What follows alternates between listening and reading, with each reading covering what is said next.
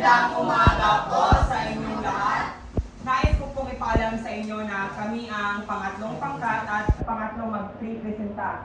Bago po namin ibahagi ang aming ulat sa inyo, nais ko pong malaman sa inyo kung ano ang mga kahalagahan ng komunikasyon. At sa komunikasyon, meron po tayong anim na proseso sa pakikipag-usap. Una is ang tagapagpadala. Ang tagapagpadala, ito ay ang pinanggalingan ng message or mensahe. Ang pangalawa naman is mensahe.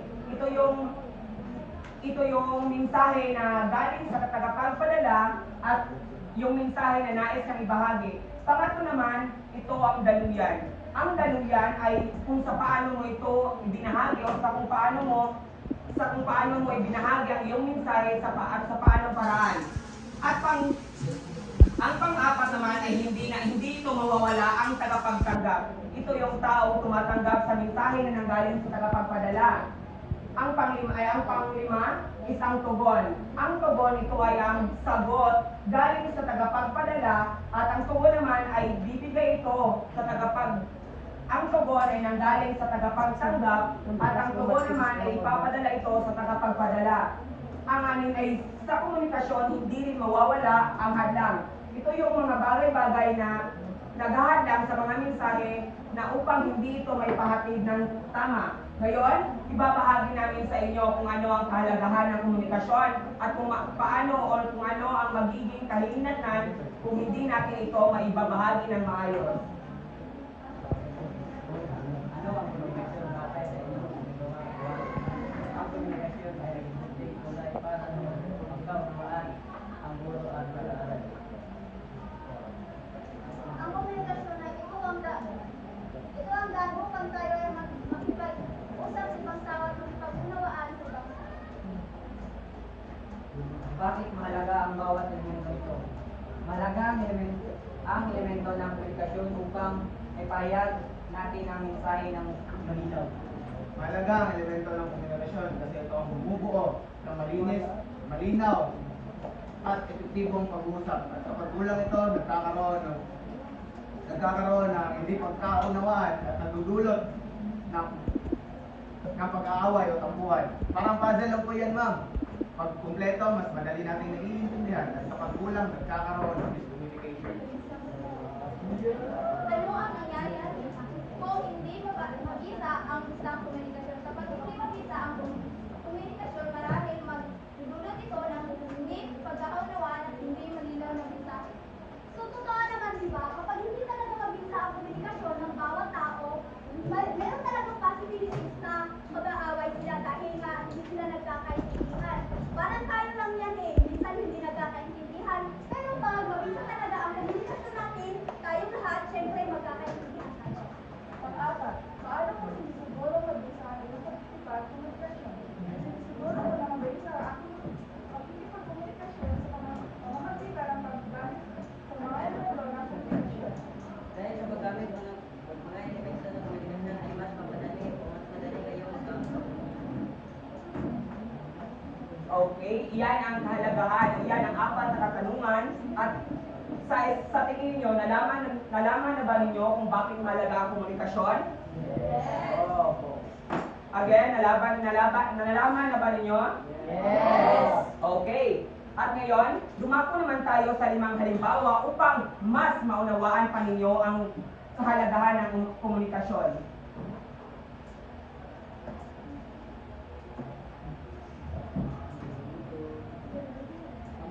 Unang katanungan, nagbigay ang guro ng nagbigay ang guro ng panuto tungkol sa panglatang gawain. Okay? Ang tagapagpadala ng mensaheng iyon o ang panuto na binigay sa mga mag-aaral ay sino ang nagpadala ng panuto? Again, sino? Again. Now, dumako tayo sa mensahe. Ang mensahe na nais ibigay ng guro ay ang gumawa ng role play tungkol sa proseso ng komunikasyon.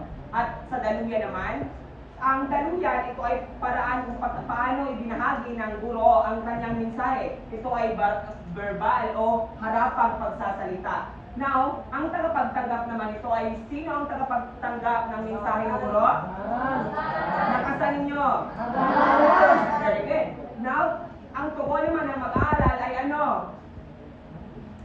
Masusubo. Ang maaaring hadlang naman sa kanilang pakikipag-usap ay ang maingay na klase o maingay na klase. Pangalawang sitwasyon, nagpadala ang isang mag-aaral ng mensahe sa group chat. Okay. Sa group chat naman tayo. Sino ang nagpadala ng mensahe? Very good. Ang mensahe naman na ipinadala ng mag-aaral ay bawal lumiban sa klase.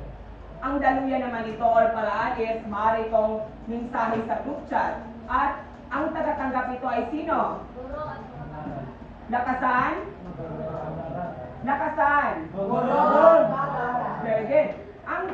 Sa tugon naman tayo, ang maaaring tugon ng mga estudyante ay maraming salamat sa paalala o reaksyon sa mensahe. At hadlang maaaring walang signal kaya hindi maibahagi ng maayos ang mensahe. Now, patungo naman tayo sa pangatlong sitwasyon. Pangatlong sitwasyon, nag-anunsyo ang unang guro tungkol sa suspension ng klase. Okay. Sino ang nagpadala ng suspension sa klase? Hindi. Yung DepEd. Hindi yung punong guro. Ibig ay siya lang lamang yung nag-deliver. Okay. Ang tagapagpadala ay ang punong guro. Ang mensahe naman ay ang suspended ang klase. Ang daluyan o paraan ng pakikipagbahagi ng punong guro ay verbal o harapang pagsasalita sa mga mag-aaral at sa mga guro. Ang tagapagtanggap naman nito ay maaaring ang guro at mga estudyante. At ang tugon naman ay sa inyo, kapag ang inyong punong guro ay nagpahayag na walang klase, ano ang maaaring reaksyon o tugon ninyo? Palakpak o hiyawan sa saya. Now, patungo tayo sa hadlang. Marahil hindi nakikinig ang mga estudyante. Sa pang-apat naman tayo na sitwasyon. Pangapat na sitwasyon, humingi ng payo ang isang anak sa kanyang magulang. So, ang tagapagpadala nito ay magulang syempre kasi na ang anak ang naghingi ng payo sa kanya. Syempre, malamang tayo yung naghingi ng payo, tayo rin yung magpapayo sa sarili natin. So, obvious, di ba, na magulang. Tapos, ang mensahe naman ay mag-aral ng mabuti at maging mabait at masunurin na bata. Syempre, common naman din siya ng advice sa mga mother or parents, di ba, na need natin mag-aral na mabuti para makapagtapos. And then, sa daluyan naman ay verbal o harapang pagsasalita ng anak. Syempre, obvious, pagsasalita ang kanilang daluyan. At nagpagtanggap naman ay anak. Syempre, pag sabi ko sa inyo kanina, tayo ang nagtatanggap ng advice or payo ng ating mga magulang. Tapos sa tubo naman, magpapasalamat sa pagpayo ng magulang. Syempre, pasalamat tayo kasi napinanduhan nila tayo mapag-invest ko na nakag-inspira pa para sa ako ang goal. And then, sa hadlang minsan, easy ang magulang. Pero naman talaga nito, no? Easy ang magulang, pero minsan din, walang easy na magulang na may time sa kanilang anak. Pangalawa, Dagdag informasyon sa apat na sitwasyon is, ang paghingi ng payo is just only asking. Well, the main or ang tunay na mensahe, ang tunay na pinadala ng mensahe is yung payo ng magulang. So, sino ang nagpadala ng payo? magulang. Sino ang tumanggap ng payo? Very good. Kalimang sitwasyon, magbigay ng reaksyon ng isang customer sa servisyo. Okay. Ang tagapagpadala ng reaction is ang customer. While ang mensahe naman is ang mensahe ng customer na binigay niya is magaling ang iyong serbisyo. At daluyan ito paraan sa pakikipagbahagi ng kanyang mensahe is through texting or sa pakikipag-chat. Ang tagapagtanggap naman ng mensahe iyon ay ang workers o yung nagtatrabaho sa customers. Ang tugon naman, ang maaaring tugon sa customers ay pagpapasalamat sa puring natanggap. Ang maaaring hadlang naman ito ay hindi nabasa ng workers ang mensahe.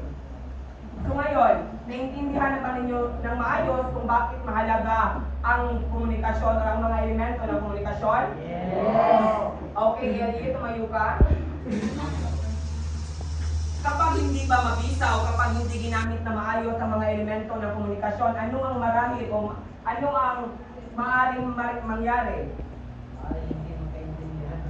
Very good. Okay? Palakpakan ang ating sarili.